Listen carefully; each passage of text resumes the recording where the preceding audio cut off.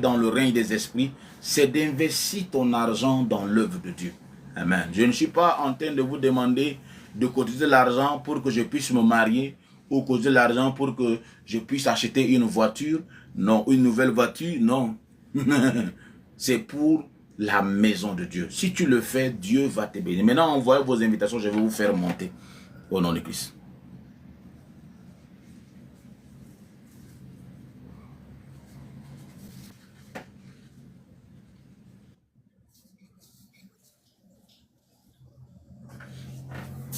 Ouais, bonjour mon frère. Bonjour mon grand, que la grâce de Dieu avec vous. Amen. En espagnol, là, on dit quoi? Señorita ou bien on dit quoi? Ok, mi hermano. Mi hermano. Yeah. Ah, j'aime beaucoup l'espagnol. Y ce que je vous dis, je dis que la gracia de Dios esté con usted. Ah, que la gracia esté con usted. Ah, Seigneur. Yeah, mon grand. Tu as promis m'appeler et puis finalement tu ne m'as pas appelé. C'est le papier que j'ai pris, que je mette le numéro, c'est mon foyer.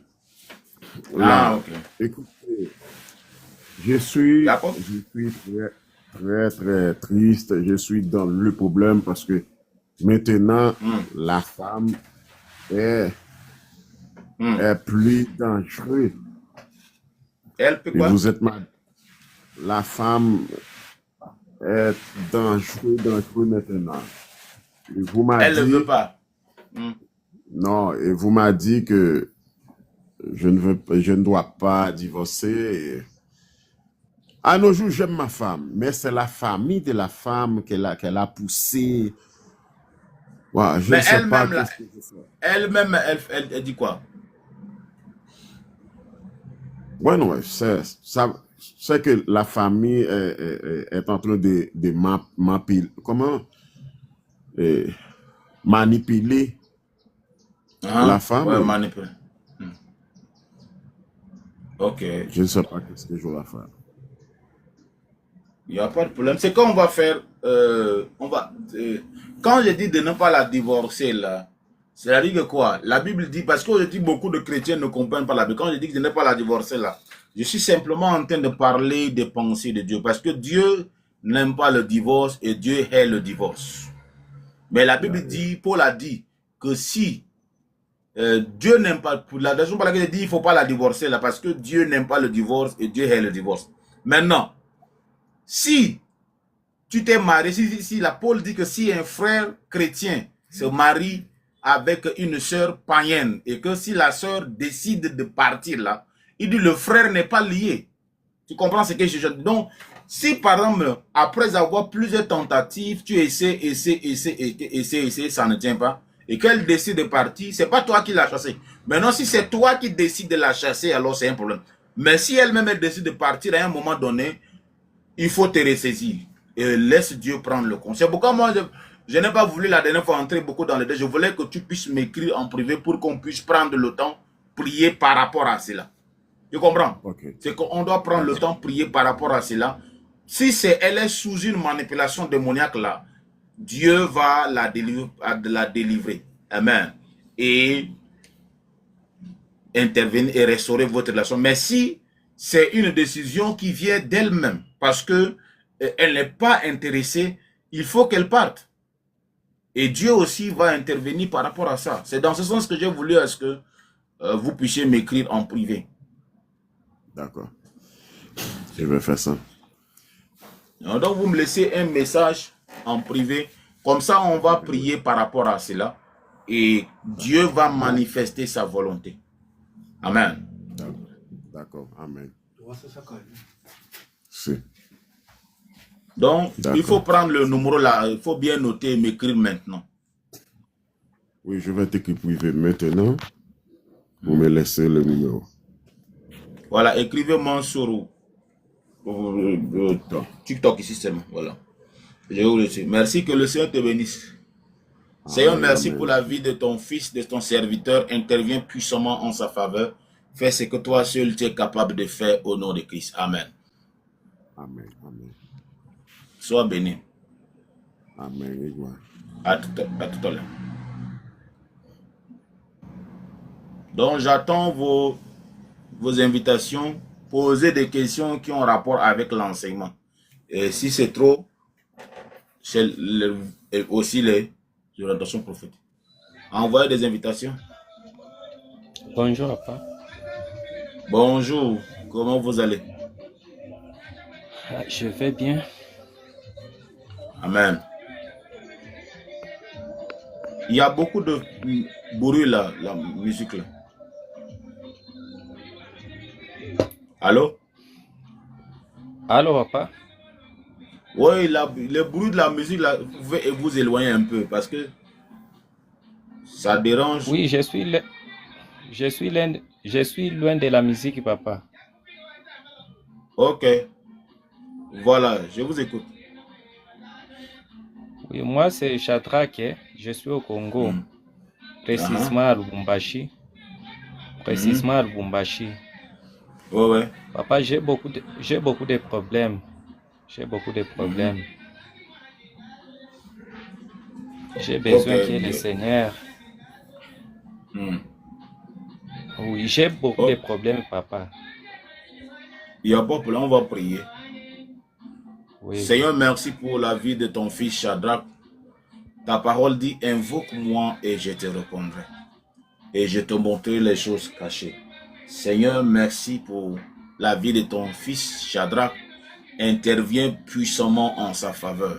Au nom de Jésus-Christ de Nazareth. Interviens puissamment en sa faveur. Au nom de Jésus-Christ de Nazareth. Que les portes qui sont fermées soient ouvertes au nom de Christ.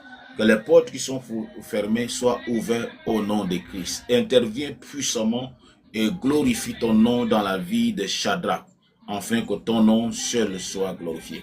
Au nom de Christ. Amen. Amen, papa. Merci, papa. Au fait, la musique là me distrait tellement parce que je ne fais qu'entendre la musique, ça me distrait. La musique là, c'est pas que ça me distrait. Donc, voilà. Voilà ce que pendant... Voilà. Et maintenant, envoie des invitations. Aucun Dieu n'est semblable à Jésus. Shalom bien-aimé. Ô Jésus, puissant roi. Donc,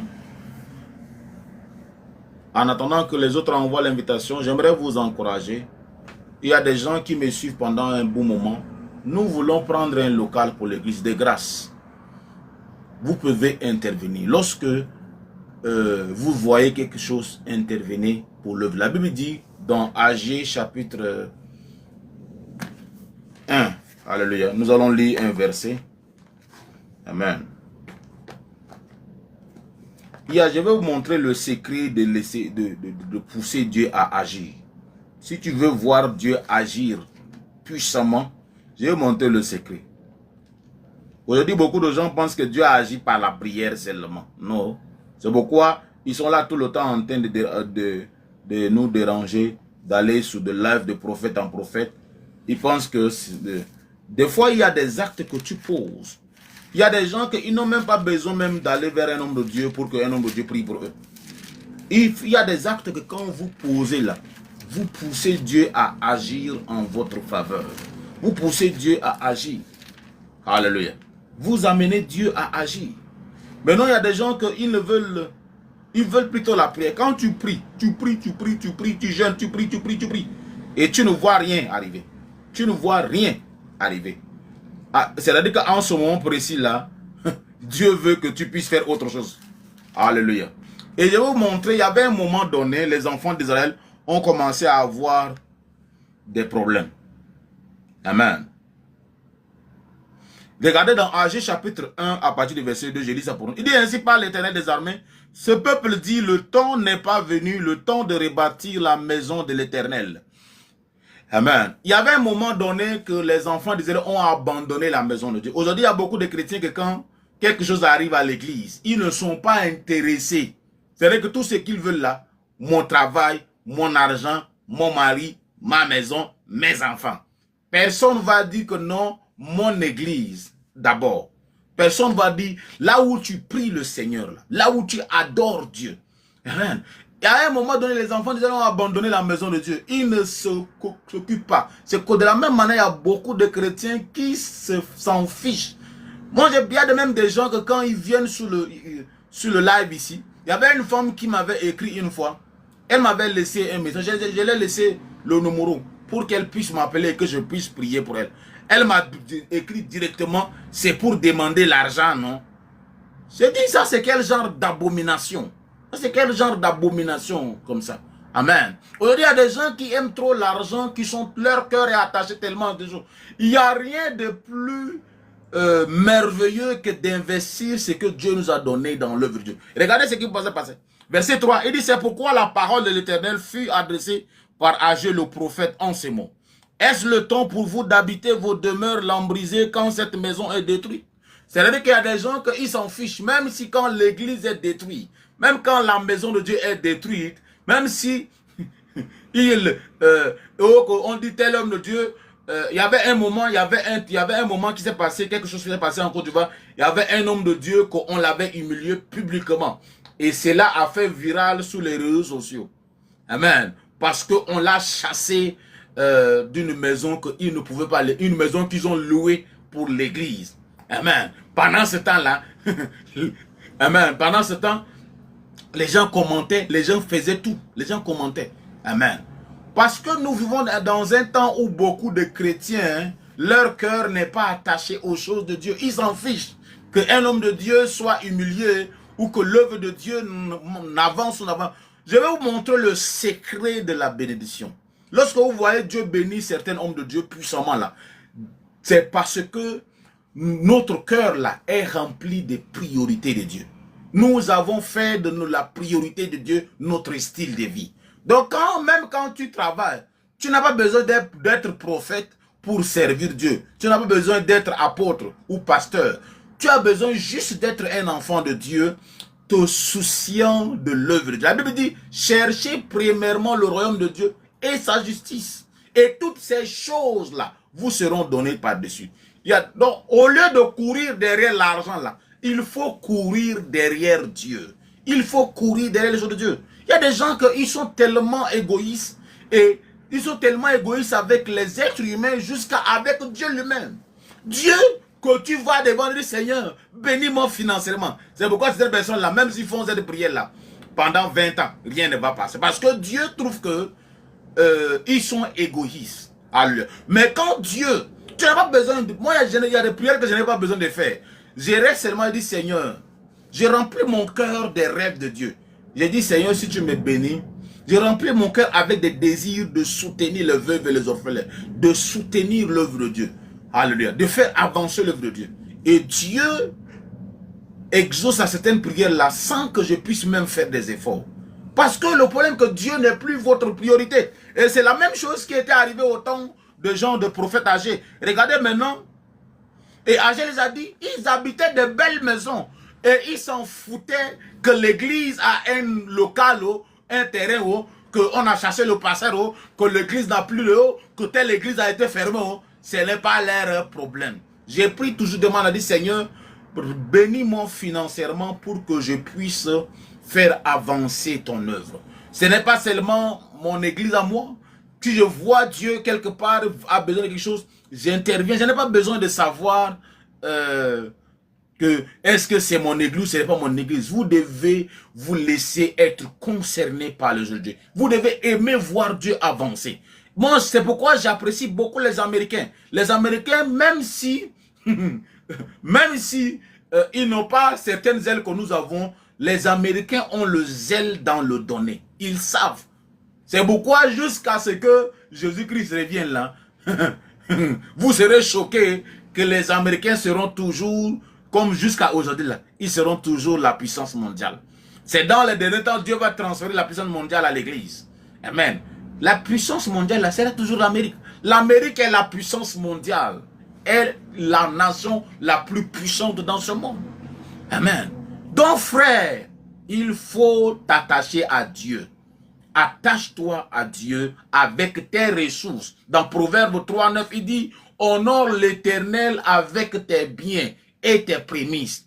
Honore l'Éternel avec tes biens. Honore l'Éternel avec tes biens. Honore l'Éternel avec tes biens. Il y a des gens que depuis qu'ils sont chrétiens là, ils n'ont jamais donné même 10 000 francs CFA ni 100 € à Dieu. Alléluia. Comme ça que quelqu'un les puisse les manipuler. Amen. Ils ne se sont jamais levés comme ça, disent non, moi là, je veux prendre cet argent là, je veux donner ça à Dieu. Et donner à Dieu, c'est-à-dire que tu vois là où il y a le besoin. Et tu donnes ça pour que Dieu puisse se souvenir de toi. Alléluia. Donc tu n'as pas besoin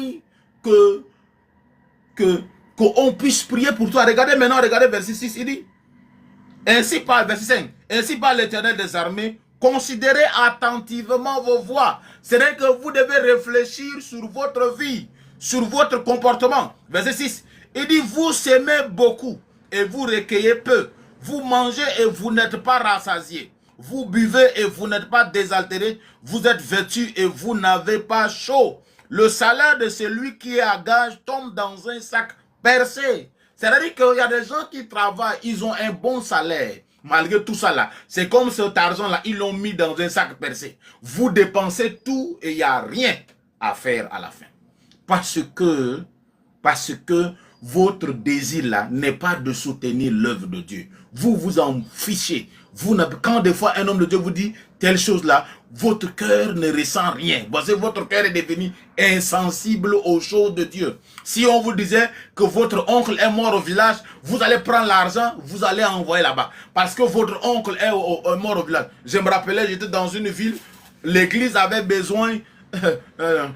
j'étais dans un pays, l'église, on avait besoin d'organiser une croisade. Maintenant, il y avait mon assistant direct à l'église. Cet homme-là, il a commis un acte qu'il regrette ça jusqu'à aujourd'hui. Amen. Et au lieu de... Il avait fait une promesse. Alléluia. Maintenant, au lieu de racheter cette promesse-là, le moment venu, il est venu me dire que non, papa, je ne pourrais pas racheter ça parce que la cousine de ma femme va se marier et j'ai envoyé ma contribution. Donc, voilà le peu que j'ai. Amen. J'ai envoyé ma contribution. Alléluia. Amen. Moi, je l'ai déjà dit, je dis, ce n'est pas à moi, ça c'est à Dieu, ce n'est pas à moi. Moi, des choses que c'est là, je ne me stresse pas, je ne me mets pas la pression. Je dis, je dis, ça c'est à Dieu, ce n'est pas à moi. Amen. Alléluia. Donc, maintenant vous allez voir que plus tard, à l'heure où nous sommes en train de parler là, ce frère et sa femme ne sont plus ensemble. Amen. Ce frère et sa femme là ne sont plus ensemble. Et il y avait un moment même que sa femme devait voyager. Il y avait un projet qu'il devait intervenir financièrement. Parce que c'est quelqu'un que Dieu avait béni. Sa femme devait voyager et il avait pris l'argent, beaucoup de millions. Il a donné à sa femme pour que sa femme aille juste faire des désordres.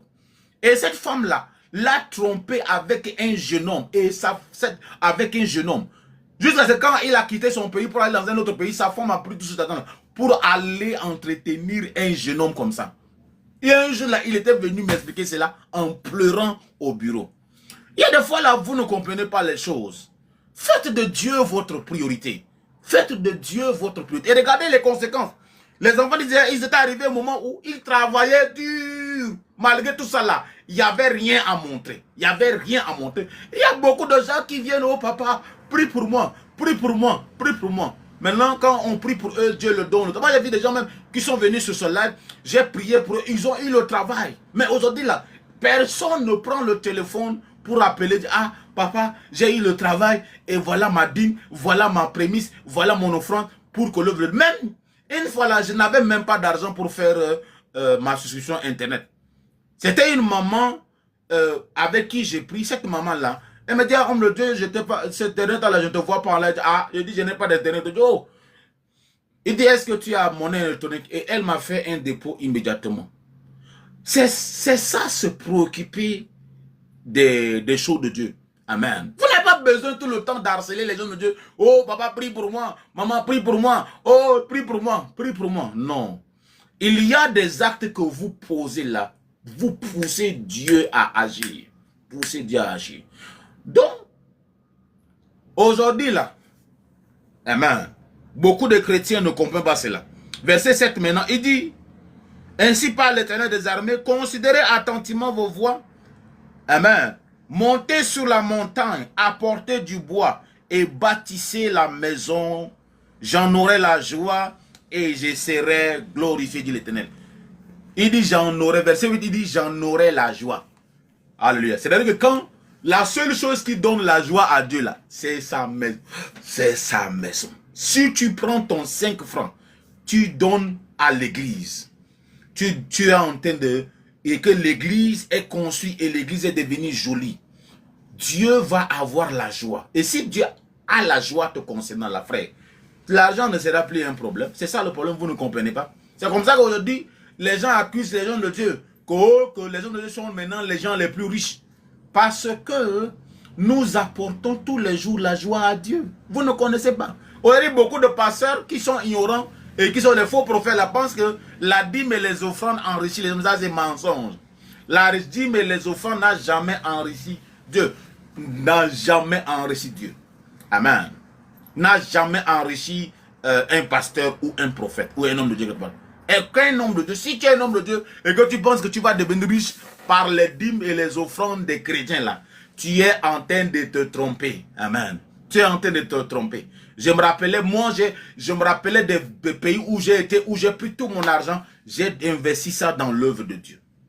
Amen. Et le Seigneur m'a béni en retour. Alléluia. Un jour, quand j'avais compris cela, le Seigneur m'avait dit que mon fils, tu n'as pas besoin de dîmes et des offrandes. N'aie pas le regard sous les dîmes et les offrandes de ces gens-là. Ça ne peut pas aller quelque part.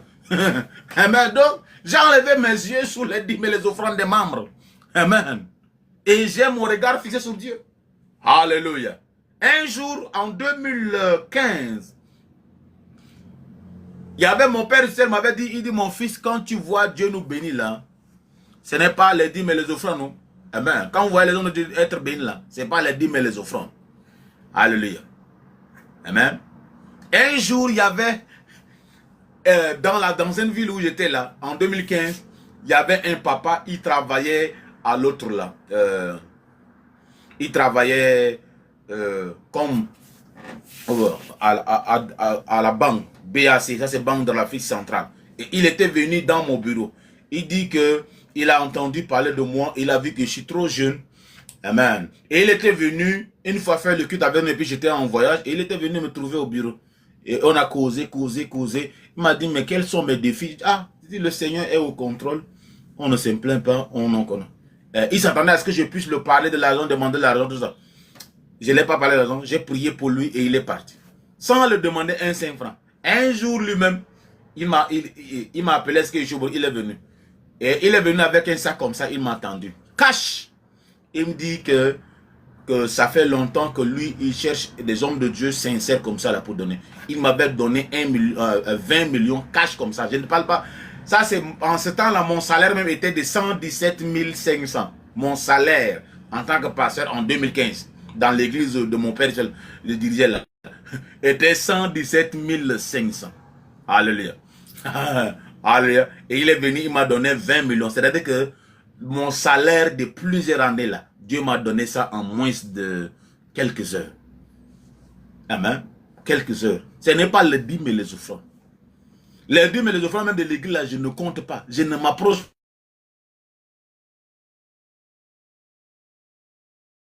Amen. Il dépose à la banque. Amen. Allez donc, les dîmes et les offrandes ne peuvent pas rendre riche un homme de Dieu. Que personne ne vous trompe. Donc, faites de Dieu votre priorité. Ne laissez pas le diable vous tromper. Alléluia. Merci beaucoup pour vos encouragements. Maintenant, il faut que cet encouragement-là soit aussi financier. Alléluia. L'heure de la victoire et la vérité a sonné dans mon cœur, que Jésus soit loué. Allô? Bonjour papa. Bonjour, comment vous allez? Je suis au bureau, il y a un peu de bruit autour. Je voulais juste demander la prière. Il y a beaucoup de bruit autour de moi. Il n'y a pas de problème. On va prier. Seigneur, merci pour la vie de ta fille. Interviens puissamment en sa faveur, en faveur de tout ce qui le concerne. Et je prie que Seigneur, que tu étends ta main par rapport à ces projets. Tu as dit, recommande ton sort à l'Éternel, mets en lui ta confiance et il agira. Je prie au nom de Christ que tu agisses en faveur de ces projets au nom de Christ. Que tu agisses en faveur de ces projets au nom de Christ. Que les ressources financières viennent de tous les côtés au nom de Christ. Ouvre les portes financièrement afin que ton nom seul soit glorifié. Au nom de Christ. Amen. Amen, papa. Sois béni. Il y a beaucoup de... Ça craque comme ça. Là. Allô? Où je suis. Ah. Que le Seigneur te bénisse après alors. Amen.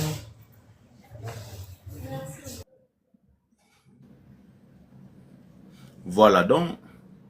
Faisons des efforts. Faisons des efforts. Faisons des efforts. Faisons des efforts. Faisons des efforts.